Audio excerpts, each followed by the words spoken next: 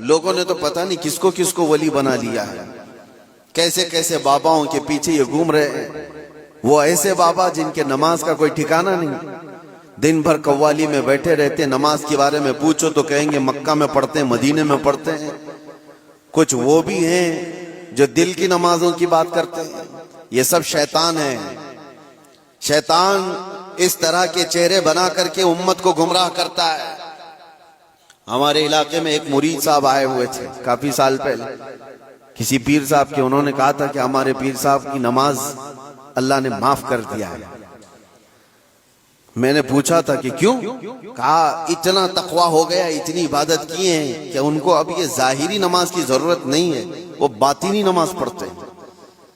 میں نے ان کو ایک سپرے مارا تھا، وہ ابھی تک آئے نہیں واپس۔ کہا شریعت میں 4 لوگوں پر نماز معاف ہے، 4 لوگوں پر نماز معاف ہے۔ نابالغ بچہ ہو تو نماز معاف ہے، بھی مطلب اس پر نماز فرض ہی نہیں ہے۔ دوسرے پاگل ہو، دماغی نہیں ہے تو بھی نماز معاف ہے۔ اور تیسرے عورت کی جو ماہواری آتی ہر مہینے، حیض کے دنوں میں عورت کو نماز معاف ہے۔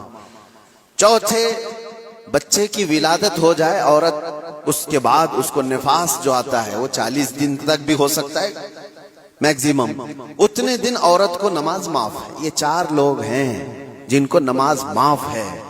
میں نے مرید صاحب سے کہا تھا پیر صاحب کو پوچھ لینا ان 4 میں آپ کیا ہو؟